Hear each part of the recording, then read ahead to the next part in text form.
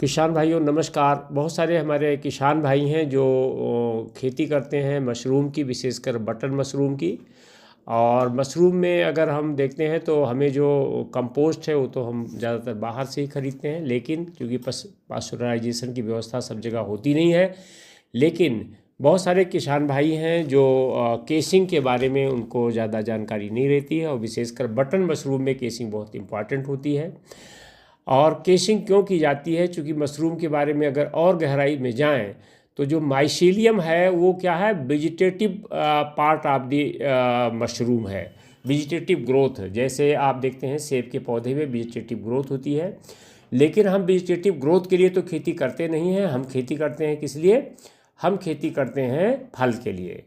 तो जो productive part होता है वो फल होता है, वेजिटेटिव जो पार्ट होता है वो माइसेलियम होता है। तो जो इसका मशरूम में जो रिप्रोडक्टिव पार्ट है, जो फल है, वो क्या है, बटन मशरूम होता है। और बटन मशरूम तब तक नहीं होता जब तक माइसेलियम में आप केसिंग ना करें। तो केसिंग के लिए जो ज़्यादा आपको ज़रूरी चीज़ें होती हैं वो एक तो सड़ी गोबर की खाद इस तरह से फिल्टर कर लीजिए। दूसरा ये कंपोस्ट, इसके लिए जो है आपका ये चीज़ को आप कर लेते हैं, इसको कोकोपीट बोलते हैं। और इसको पहले आप 24 से 48 घंटा तक पानी में भिगोते हैं, और भिगोने के बाद ये दोनों चीज़ों को आपको मिलाना रहता है। मिलाने का तरीका ये है कि आप 4 भाग जो है ये मिलाएंगे सड़ी हुई गोबर की खाद, और उसमें 6 भाग आप मिलाएंगे कोकोपीट। दोनों को पहले अच्छी तरह से आप फिल्टर कर लेते हैं, साफ़ सुथरी जगह पर अलग अलग रख लेते हैं। उसके बाद जो है आप 6 भाग, ये देख रहे हैं आप, 6 भाग को पिट मिलाएंगे, जो कि काफ़ी घोलने के बाद उसको हल्का सा सुखा लिया गया है, हल्की सी उसमें मॉइस्चर है। और कोकोपीट क्यों मिलाते हैं? चूँकि जो आपका मशरूम का केसिंग है वो ये बहुत हाई रिटेंशन रखता है, किसका? वाटर का, पानी का। तो जितना ज़्यादा मॉइस्चर आप बना के रखेंगे, बार बार आपको सिंचाई भी नहीं करना पड़ेगा, अलग अलग जाना भी नहीं पड़ेगा। तो इसलिए जो है आप कोकोपीट का इस्तेमाल करते हैं। दूसरा, ये पोरस होना चाहिए। पोरस का मतलब होता है कि इसके अंदर ऑक्सीजन का आवागमन बना रहे, नमी बनी रहे, ऑक्सीजन का आवागमन इसके अंदर बना रहेगा। तो फिर आप जो है अच्छी तरह से अपना मशरूम की खेती कर सकते हैं। इसमें आप देख रहे हैं कि जो है कुछ चीज़ें और ज़रूरी होती हैं। जैसे आप जब मिला लेते हैं तो फार्मलिन, तो 10 लीटर का ये पानी है, और 10 लीटर पानी के अंदर 1 लीटर फार्मलिन मिलाया गया है, जो हल्का हल्का पहले इसको मिक्स करना रहेगा दोनों चीज़ों को। और इसमें थोड़ा सा बावस्टीन भी मिला लेते हैं। तो बावस्टीन और फार्मलिन को मिला करके फिर इसको जो है आप ये पहले मिक्स कर रहे हैं। ये 15 लीटर का टैंक है, और ये मिलाने के बाद फिर धीरे धीरे स्प्रे करेंगे। इसका उद्देश्य होता है, फार्मलिन का उद्देश्य होता है कि इसमें थोड़ी गैस बनेगी, और गैस बनने के बाद जो अनावश्यक उसके अंदर बैक्टीरिया है, चाहे वायरस है, चाहे फंजाई है, जो अनावश्यक है वो सब मर जाते हैं। और अगर ये काम नहीं करेंगे तो ये जा कर के आपके मशरूम के बैग के अंदर बीमारियों को जन्म देंगे, और आपको अच्छी फसल का उत्पादन नहीं होगा, नुकसान होगा आपको। तो ये प्रक्रिया भी बहुत ज़रूरी रहती है। और इसी तरह से जो बावस्टीन है वो भी जो है बहुत सारे जो अनावश्यक, जो आपको नहीं चाहिए, वो कवक को मार देती है। जो आपका बटन मशरूम है ये भी एक तरह का फंगस है, लेकिन इसके दुश्मन भी बहुत सारे होते हैं।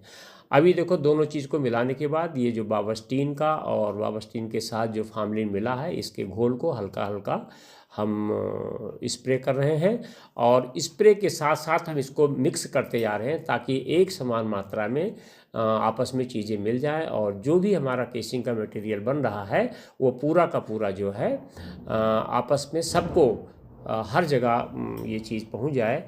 और नहीं तो अगर ऐसा हम नहीं करेंगे, एक समान हम इसमें स्प्रे नहीं करेंगे, तो क्या होगा कि केसिंग के कुछ भाग में तो ये चीज़ें होंगी, फार्मलिन और बावस्टीन होगा, कुछ भाग में नहीं होगा। और उसके बाद एक बार पहले हम वैसे मिक्सिंग करते हैं, दूसरी बार हम फार्मलिन का ये और बावस्टीन का हल्का लाइट डोज करके स्प्रे करते हैं। अब उसके बाद तीसरी मिक्सिंग जब करने जाते हैं तो इसमें बुझा हुआ चूना का भी कुछ मात्रा हम इसमें डालते हैं। बुझा हुआ चूना क्या करता है, बुझा हुआ चूना जहाँ एक तरफ पीएच को बैलेंस करने में मददगार होता है, साथ ही साथ कुछ ऐसे बैक्टीरियाज होते हैं जो इसके इफ़ेक्ट की वजह से मर जाते हैं, तो थोड़ा सा चूना का भी प्रयोग किया जाता है। और ये चूना जो है बुझा हुआ होना चाहिए और इसको भी 24 घंटे के लिए आप पानी में कर सकते हैं। तो जितना उसका एक्टिव पार्ट होता है चूने का वो समाप्त हो जाता है और साथ ही साथ जो है ये आपको बहुत भविष्य में फ़ायदा देने वाला है। तो अब तीनों चीज़ों को मिला करके आप देख रहे हैं कि इसको फिर मिक्स किया जा रहा है। अब इसके अंदर आप देखेंगे कोकोपीट और इसके अंदर सड़ी गोबर की खाद जो कि छनी हुई है, इसके अंदर कुछ पार्ट चूना का भी है और इसके अंदर बावस्टीन और फार्मलिन, ये सारी चीज़ें हैं। और ये सब मिलाने के बाद केसिंग को अच्छी तरह से मिक्स कर लिया जाता है, क्योंकि केसिंग ये तय करेगी कि आपका कितना उत्पादन होना है।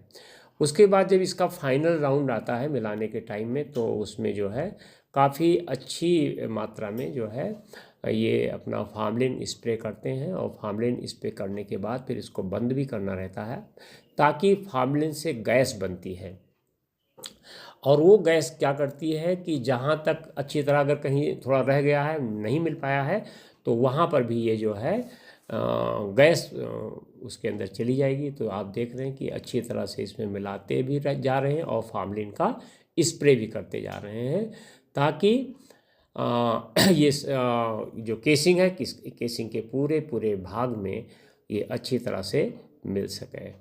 और इसको मिलाने के बाद फिर जो प्रक्रिया शुरू होगी वो इसको ढक दिया जाएगा 24 घंटे के लिए, कम से कम इसको ढक दिया जाता है। और अगर चूने की वजह से थोड़ा गोल गोल से ढेले टाइप के बन जाते हैं तो उसको भी अच्छी तरह से आपको भुरभुरा कर देना पड़ता है। और आप देख रहे हैं इसमें केसिंग में मॉइस्चर है, सब चीज़ें मिल चुकी है और ना बहुत ज़्यादा गीला होना चाहिए, ना बहुत ज़्यादा सूखा होना चाहिए, इसमें मॉइस्चर कंटेंट ठीक ठाक होना चाहिए। फिर इसी तरह से सीमेंट का हीप टाइप का बनाते हैं और हीप बनाने के बाद इसको पॉलीथीन से अच्छी तरह से ढकना रहता है। हीप क्यों बनाते हैं, ताकि आपका ज़्यादा पॉलीथीन की ज़रूरत ना पड़े, और अगर बहुत ज़्यादा फैला के रखेंगे तो बहुत सारी एरिया में आपको पॉलीथीन की ज़रूरत पड़ेगी ढकने के लिए। और ढकना इसलिए ज़रूरी है ताकि इसकी पूरी गैस बन जाए और इसको 24 से 48 घंटा तक आपको ढक के रखना है, ताकि अभी ये देख रहे हैं कि ये ढकने की प्रक्रिया प्रारंभ की जा चुकी है। और ढकने के बाद फिर इसको 24 से 48 घंटे के लिए छोड़ दिया जाएगा। और उसके बाद जब ये पूरी गैस उसको अच्छी तरह से जो अनावश्यक बैक्टीरिया हैं, वायरस हैं, फंजाई हैं, उनको ये नष्ट कर देगा, तब आपकी केसिंग पूरी तरह से तैयार हो जाएगी। आप मशरूम बैग के ऊपर फिर इसको आप 1 से 1.5 इंच तक केसिंग कर सकते हैं। और अभी इसको देखिए पूरा ढकने के बाद इसमें ये भी रख दिया गया ताकि कहीं किनारे से भी इसकी गैस निकल ना पाए। और अगर गैस निकल जाएगी तो आपका फार्मलिन का जो इस्तेमाल आपके द्वारा किया गया हो पूरी तरह से प्रभावी ढंग से अपना काम नहीं कर पाएगा। और अगर वो प्रभावी ढंग से काम नहीं कर पाएगा तो आपको फ़ायदा नहीं होगा।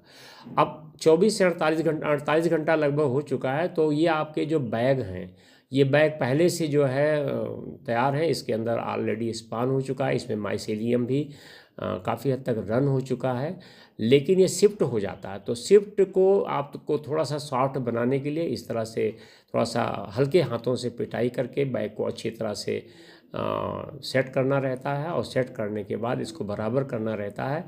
फिर इसकी जो प्लास्टिक है उस प्लास्टिक को आपको फोल्ड करना है। और फोल्ड करने के बाद इसमें लगभग कितना रखना है, 1 से 1.5 इंच मान लीजिए, 1.5 इंच ऊपर की तरफ रखना है। और वो 1.5 इंच क्यों रखा जाता है, ताकि जो आप इसके अंदर केसिंग करते हैं वो केसिंग जो है 1.5 इंच रहेगी, तो ये इधर उधर से गिरेगा नहीं।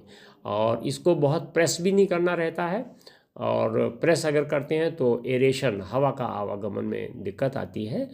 लेकिन हल्के हाथों से इसको बराबर करने के लिए हल्के हाथ से इसको बराबर कर सकते हैं, ताकि एक समान केसिंग चारों तरफ 1.5 इंच हो। और जब एक समान रहेगा तो आपके जो फलों का बटन मशरूम की जो साइज होगी बहुत अच्छी आएगी। और अभी हम आपको एक केसिंग दिखा रहे हैं। केसिंग के बाद हम दोबारा आपको दिखाएंगे जब इसमें फ्रूटिंग होगी, तो वो चीज़ हम आपको बताएंगे। अब ये कैसे जानेंगे आप जो है कि ये 1 से 1.5 इंच है, ये कैसे जानेंगे? तो इसके लिए आपको ये करना पड़ेगा, कोई मानक के रूप में कोई चीज़ आप ऐसी ले सकते हैं। ये आप देख रहे हैं, ये केसिंग जो पहले बनाई गई थी वो पूरी तरह अच्छी तरह से मिक्स हो चुकी है और ये भुरभुरी हो गई है। इसके अंदर ना तो ज़्यादा मॉइस्चर होना चाहिए, ना कम मॉइस्चर होना चाहिए। तो उसको आप देख पा रहे हैं कि बहुत अच्छी तरह से केसिंग बन चुकी है। इसके अंदर स्टरलाइजेशन हो चुका है, इसके अंदर अब बैक्टीरिया नहीं है, वायरस नहीं है, अनावश्यक है। अब एक ये मानक ले लिया गया है, ये लगभग 1.5 इंच का है। तो ये इसलिए रखना है, जो लोग तो रेगुलर करते हैं किसान भाई, उनको तो पता रहता है कितना करना है, बट नए किसान भाई अगर हैं तो वो क्या कर सकते हैं, इसको एक रख सकते हैं और रखने से आपको एक समान सारे बैगों में आप केसिंग कर पाएंगे। और इसको रखने के बाद इसी के बराबर आप इसको करके, और ज़्यादा इसको प्रेस नहीं करना है, पुश नहीं करना है। अगर आप पुश करेंगे तो ये ज़्यादा दब जाएगा, तो उसमें ऑक्सीजन जाने में दिक्कत होगी, और जब अभी सिंचाई करेंगे तो थोड़ा बहुत सिंचाई से ये शिफ्ट हो जाएगा। तो एक निशान टाइप का मिल गया हमको, एक मानक हमने बना लिया कि ये 1.5 इंच तक का केसिंग हो गया। और इस तरह से केसिंग करके आप सारे बैगों में आप इसको, इसके ऊपर अखबार भी रख सकते हैं। 1-2 स्प्रे जो है अखबार रखने के बाद अगर आप करते हैं तो डायरेक्ट जो है पानी आपको उसको नहीं मिलता। अब सिंचाई भी जब करते हैं तो सिंचाई कितना करना चाहिए कि आपका जो मॉइस्चर है वो, केसिंग तो नमी बनी रहे, केसिंग में तो नमी बनाए रखना बहुत ज़रूरी होता है। लेकिन ये देख रहे हैं सारे बैगों में अभी केसिंग कर दी गई है, और केसिंग के बाद अब इसमें रख दिया जाएगा। ये इस तरह से अखबार रख लेते हैं, और अखबार रखने का फ़ायदा ये है कि थोड़ा सा टेम्परेचर मेंटेन करता है, और पानी अगर सीधे केसिंग पर नहीं पड़ेगा तो आपकी केसिंग डिस्टर्ब नहीं होगी, ये उद्देश्य होता है। और थोड़े दिन के बाद मतलब 2-3 सिंचाई करने के बाद फिर इसको, अखबार को आप वहाँ से हटा सकते हैं। और इस तरह से करने के बाद फिर आप ये देख पा रहे हैं कि इस तरह से हल्की हल्की सिंचाई कर दी जाती है, बहुत ज़्यादा यानी 3-4 सेकंड के लिए एक उसमें रखते हैं, फव्वारे से सिंचाई करते हैं, तो एक समान जो है इसमें नमी बरकरार हो जाती है। और ये नमी जो है बनाए रखना इसलिए ज़रूरी है कि आपके इसमें पिनिंग स्टार्ट होगी, और जैसे जैसे पिनिंग स्टार्ट हो जाएगी इसमें जो है ऐसे 10-15 मिनट का टाइम लगता है।